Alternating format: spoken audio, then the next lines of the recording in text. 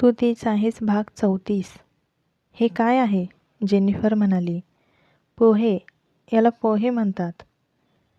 ईशान तिला रोज नवीन नवीन पदार्थांची ओळख करून द्यायचा आणि जेनिफरसुद्धा आनंदाने मिटक्या मारत खायची. पोहे, ती आनंदाने म्हणाली. तसा तिचा पोहे शब्द ऐकून बाकीच्यांना हसू आलं. पोहे नाही, पोहे. पोहे. हे आहे शेवटी. पोहे. ईशान तिला व्यवस्थित समजावून सांगत होता. ईशान तिला जसं बोलता येतं तसं ती बोलण्याचा प्रयत्न करते. तू तुझा नाश्ता करून घे. आज तुम्हाला दोघांना फिरायला जायचं आहे ना, तर लवकर निघा. जीविका म्हणाली तसं त्या दोघांनी लगेच पटकन नाश्ता करायला सुरुवात केली. जसे ते इथे आले होते त्यांना एकमेकांना भेटण्याचा टाईमच मिळत नव्हता. आज फायनली ते बाहेर फिरायला चालले होते. म्हणजे त्यांच्याकडे एकमेकांसाठी वेळच वेळ होता. ईशान, 2-3 दिवस तिला फिरायला घेऊन जा आणि सगळं दाखव. आपला इंडिया कोणापेक्षा कमी नाही दाखवून दे. मृदुला म्हणाल्या. बाकीचे गालात हसले. Yes Maugham. आपला इंडिया कुठेही आणि कशातही कमी नाही, दीपक मृदुला यांना म्हणाला. Yes yes, India is very nice country. आणि म्हणूनच मी माझा लाईफ पार्टनर ईशानला बनवला. जेनिफर बोलून गेली पण इकडे सगळ्यांचे चेहरे आश्चर्याने भरले. ईशानच्या तर तोंडातले पोहेच बाहेर आले. मेलो, तो मनातच म्हणाला. मिस्टर बीबी, मी कालपासून इथेच आहे. आता मला निघायला हवं. इशिका तिथेच होती, पण आता तिला घरी जायचं होतं. ठीक आहे. तुला ड्रॉप करून मी ऑफिसला निघतो. त्याची तयारी झाली होती. नाही, तुम्ही जा ऑफिसला, माझं मी जाईल घरी, ती म्हणाली. पण त्याने नकारार्थी मान हलवली. बिलकुल नाही. आता इथून पुढे तू एकटीने कुठेही फिरायचं नाही. तुझ्यासोबत कंटिन्यू माझे गार्ड असतील. मी जरी तुला आता ड्रॉप करायला नाही आलो तरी गार्ड तुझ्यासोबत येतील आणि 24 तास तुझ्यासोबतच राहतील. तो म्हणाला तसे तिने डोळे उघडझाप केले. गार्ड जर 24 तास माझ्यासोबत राहिले तर मी घरच्यांना काय उत्तर देऊ? ती म्हणाली तसे त्याने खांदे वर केले. ते मला माहीत नाही. असंही तुझ्या डोक्यात खूप आयडिया येतात, तर काहीतरी कारण सांग. पण गार्ड 24 तास तुझ्यासोबतच राहतील यावर मला कुठलंही डिस्कशन नको आहे. आता मी निघतो. तुला जेव्हा जायचं तेव्हा जा आणि इथून निघतानाही मला कॉल कर. पोचल्यावरही मला कॉल कर. ओके? तो तिच्या कपाळावर हात मारत म्हणाला. ओके. तिला माहीत होतं तो तिची इतकी काळजी का करतोय, म्हणून तिनेही त्याचं म्हणणं मान्य केलं. भार्गवने पुढे होऊन तिला हक केलं आणि तिच्या कपाळावर ओठ टेकवून निघून गेला. इकडे कीर्तीने जायचं ठरवलं होतं. अबोलीने तिला समजवण्याचा प्रयत्न केला, पण तिने ऐकलं नाही. कीर्ती, तुला इथून कुठे जायची गरज नाही. लग्न झालं नाही म्हणून काय झालं, पण आम्ही तुला आमची सूनच मानतो आणि त्या हक्काने तू इथे राहू शकते. मी एकदा सांगितलं ना, तू कुठेही जायचं नाही आहे. अबोलीने तिच्या हातातून तिची बॅग ओढून घेतली. अबोली दी बरोबर बोलत आहे. तुमचं लग्न नाही झालं या गोष्टीचा आम्हाला काहीच प्रॉब्लेम नाही आहे. आम्ही मनापासून तुला एक्सेप्ट केलं आहे. तुला या घरची सून नाही तर मुलगी म्हणून इथे राहायला सांगितलं आहे. तू आमची मुलगी आहे, सून नाही. त्यामुळे तुला इथून कुठेही जायची गरज नाही. प्रिया म्हणाली तसे कीर्तीचे डोळे भरून आले.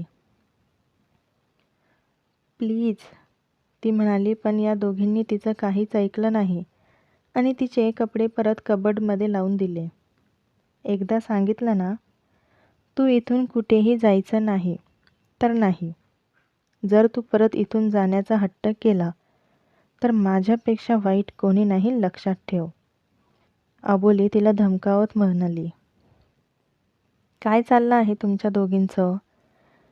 तिचा थोडा मूड ऑफ आहे तर आज आरव नाही तर मी स्वतः तिला बाहेर फिरायला घेऊन जाणार आहे. कीर्ती, तू रेडी हो, आपण बाहेर जाऊया. अग्नेय म्हणाला तशी ती चकित झाली. नाही, मी ठीक आहे. कीर्तीला अग्नेयसोबत फिरायला जायचं टेन्शन आलं होतं. कीर्ती, मिस्टर सहस्त्रबुद्धे म्हणत आहे तर खरंच तू थोडीशी बाहेर जाऊन फिरून ये. तुला फ्रेश वाटेल आणि तुम्ही येईपर्यंत मी तुझ्या आवडीचं जेवण बनवून ठेवते. जा आता. आबोलीने तिचा हात धरून तिला रूमबाहेर काढलं. चल, थोडं फिरून आल्यावर तुला बरं वाटेल. अग्नेय तिच्या डोक्यावरून प्रेमाने हात फिरवत म्हणाला तशी तिने हसून मान डुलवली. अग्नेय आणि कीर्ती निघून गेल्यानंतर आबोलीने तिचं सगळं सामान परत आहे त्या जागेवर लावून दिलं. तिच्यासोबत प्रिया होती. आपण कुठे जात आहोत? अग्नेय तिला घेऊन चालला होता पण तिला सांगितलं नव्हतं की तो तिला कुठे घेऊन चालला आहे. भरपूर वेळ झाला तरी त्यांची गाडी चालूच होती, म्हणून तिने त्याला विचारलं. त्याच्यासमोर बोलण्याची हिंमत तर होत नव्हती पण कसं तरी तिने तोंडातून शब्द बाहेर काढले. कीर्ती, मला तुझ्याशी खूप महत्त्वाचं बोलायचं आहे आणि हे घरी शक्य नव्हतं म्हणून मी तुला अशा ठिकाणी घेऊन जाणार आहे जिथे तू मला जे काही खरं सांगशील ते कोणालाही कळणार नाही. अग्नेय म्हणाला तशा तिचं काळजात धस्स झालं. खरं? कोणतं खरं? मी तुमच्यापासून काहीच लपवलं नाही आहे, ती अडखळत म्हणाली. तसा तो फक्त गालात हसला आणि गाडी चालवत राहिला. अग्नेय तिला घेऊन त्यांच्या लांबच्या फार्म हाऊसवर आला. तो गाडीतून खाली उतरला पण कीर्ती भीतीने खाली उतरलीच नाही. अग्नेयने पाठीमागे असलेल्या गार्डच्या गाडीकडे बघितलं. तसा एक गार्ड पुढे आला आणि तिच्या बाजूचा दरवाजा उघडला. धाडकन दरवाजा उघडल्यामुळे तिने भीतीने एक आवंढा गिळला आणि थरथरत गाडीतून खाली उतरली. माझ्यासोबत चल, तो म्हणाला तशी ती अजून घाबरली. इथून पळून जावं असं तिला एक वेळ वाटलं पण आजूबाजूला सगळे गार्ड होते म्हणून तिथून पळून जाणं तिला शक्य नव्हतं. अग्नेय कीर्तीला घेऊन फार्म हाऊसच्या आतमध्ये आला. जिकडे बघावं तिकडे फक्त गार्डच गार्ड होते. बस इथे, त्याने तिला तिथल्या सोफ्यावर बसायला सांगितलं आणि तो तिच्यासमोर येऊन उभा बसला. कीर्ती भीतीने इतकी घाबरली होती की तिच्या चेहऱ्यावर घाम जमा झाला. पाय लटलट करायला लागले होते. तितक्यात तिला परत कोणाच्या तरी बुटांचा आवाज आला. तसं तिने बघितलं तर तो दुसरा कोणी नसून भार्गव भारद्वाज होता. वेलकम वेलकम कीर्ती मॅडम, त्याने हसत तिचं स्वागत केलं पण त्या हसण्यातही एक राग होता. कशा आहात तुम्ही कीर्ती मॅडम? तब्येत कशी आहे तुमची? तो तिथेच बाजूला सोफ्यावर रिलॅक्स बसत म्हणाला. तशी ती त्याच्यापासून लांब सरकली. कीर्ती, घाबरण्याची गरज नाही, आम्ही तुला काही करणार नाही, अग्नेय म्हणाला. डॅड, तुम्ही मला इथे का आणलं आहे? मला घरी घेऊन चला प्लीज. तिचा रडका चेहरा बघून भार्गव तिरकस गालात हसला. जाऊ, आपण लवकरच घरी जाऊ, पण त्याआधी तू मला एका प्रश्नाचं उत्तर दे. अग्नेय म्हणाला तसं तिने घाबरून त्याच्याकडे बघितलं. कोणत्या प्रश्नाचं उत्तर? तिला माहीत होतं तो कशाबद्दल विचारणार आहे. कृतिका कुठे आहे? त्याने विचारलं आणि तिला जबरदस्त झटका बसला. जे रहस्य तिने आजपर्यंत लपवून ठेवलं होतं ते आता उघडीस पडणार होतं. कोण कृतिका? ती भोळा चेहरा करून म्हणाली. तुला माहीत नाही? भार्गव तिच्या जवळ सरकला तसं तिने अंग चोरून घेतलं. भार्गव, अग्नेय म्हणाला तसा तो परत मागे सरकला. समोरच्या व्यक्तीला घाबरवण्याचं काम तो अगदी परफेक्ट करायचा. अंकल, तिला आठवत नाही म्हणून तिला आठवण करून देण्याचा प्रयत्न करत होतो, भार्गव म्हणाला तसं अग्नेयने नकारार्थी मान हलवली. तू थोडा बाजूला जाऊन बस, ती सगळं सांगेल. अग्नेयने त्याला तिथून उठून बाजूला बसायला सांगितलं. आता बोल, भार्गव तिथून उठल्यावर अग्नेय म्हणाला. मी खरंच सांगते, मला काहीच माहीत नाही. ती म्हणाली. तसं भार्गवने वैतागून डोळे मिटून उघडले. अंकल, मला फक्त 10 मिनिटं द्या. 10 मिनिटात कृतिका कुठे आहे याची सगळी माहिती तुम्हाला देतो. भार्गव कीर्तीकडे जायला लागला. भार्गव, तू शांत बस. मी बोलत आहे ना. अग्नीने त्याला शांत केलं, पण शांत बसेल तो भार्गव कसला. कीर्ती, तू आता स्वतः सरळ सांगते की जसं बाकीच्यांना भार्गव ट्रीट करतो तसं तुला ट्रीट करायला सांगू. हे बघ, मी फक्त आरवचा विचार करून तुझ्याशी शांतपणे बोलत आहे. त्यामुळे जे काय आहे ते खरं खरं सांग. आम्ही तुला काहीही करणार नाही. अग्ने म्हणाला. तशी तिने खाली मान घातली. कृतिका आणि तुझा काय संबंध आहे? अग्नेने विचारलं. आई आहे ती माझी. ती म्हणाली. तसा अग्ने आणि भार्गव दोघांनाही धक्का बसला नाही. ती तुझी आई आहे? अग्नेने विचारलं. तशी कीर्तीने हो मध्ये मान हलवली. हो, ती माझी आई आहे. तिनेच मला आरव सरांच्या आयुष्यात यायला सांगितलं. पण हे इतकं सोपं नव्हतं हे आम्हालाही माहीत होतं. म्हणून आम्ही एक प्लॅन केला.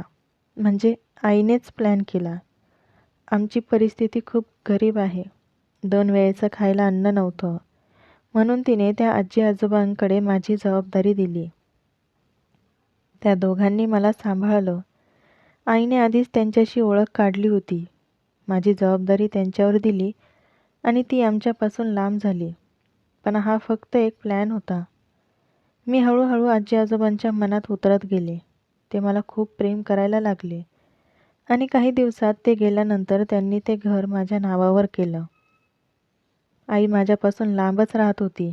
काही करून आम्हाला प्लॅन वर्क करायचा होता आणि सगळी सिच्युएशन खरी वाटेल असंच वागायचं होतं.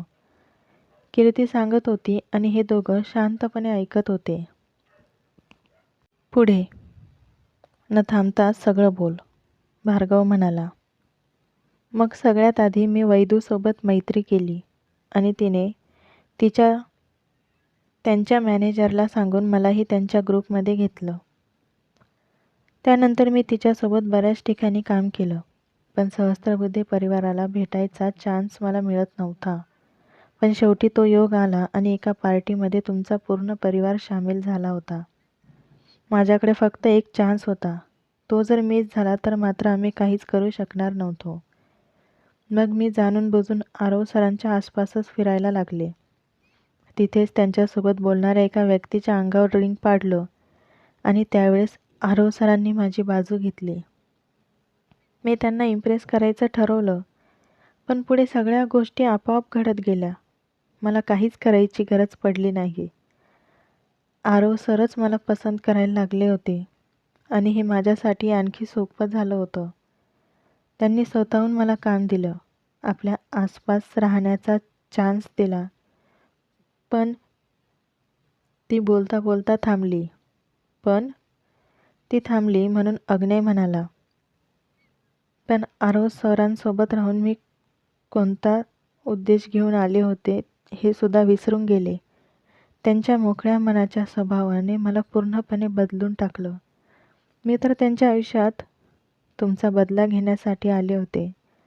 पण त्यांनी माझंच आयुष्य बदललं. माहीत नाही कसं पण मी त्यांच्यावर प्रेम करायला लागले. कीर्ती आरवचा चेहरा नजरेसमोर आणून म्हणाली. खोटं बोलू नको. स्वतःला वाचवण्यासाठी माझ्या मित्राचं नाव घेऊ नको. त्याचा प्रेमाचा उपयोग करून घेऊ नको. भार्गव तिच्यावर भयंकर चिडला. कारण त्याने बघितलं होतं आरव तिच्यावर किती प्रेम करतो आणि त्या बदल्यात त्याला काय मिळालं. त्याला या क्षणाला कीर्तीचा भयंकर राग येत होता, पण तो फक्त अग्नेमुळे शांत होता. नाही भार्गव सर, मी खोटं बोलत नाही आहे. आज जे काही बोलत आहे ते खरं बोलत आहे. आरव सरांवर माझं खूप प्रेम आहे. मान्य आहे मी त्यांच्या आयुष्यात आले ते बदला घेण्यासाठी. पण आता तसं काहीही राहिलं नाही. तुमच्या परिवारासोबत राहून मी एक गोष्ट नक्की समजले की भूतकाळात जे काही झालं त्यात फक्त माझ्या आईची चूक असेल. पण तिनेच मला तुमच्याविषयी भडकावलं. माझ्या मनात तुमच्याविषयी राग भरवला आणि मी चुकीचं पाऊल टाकायला निघाले. पण मी खरंच सांगते, मी आता तुम्हाला त्रास देण्यासाठी काहीही करत नाही आहे. मला माझ्या चुकीची जाणीव झाली आहे म्हणून मी स्वतः तुमच्या सगळ्यांच्या आयुष्यातून खूप दूर चालले आहे. कीर्ती चेहऱ्यावर दोन्ही हात ठेवून रडायला लागली. आजचा भाग इथे संपत आहे. लवकरच भेटूया पुढच्या भागात.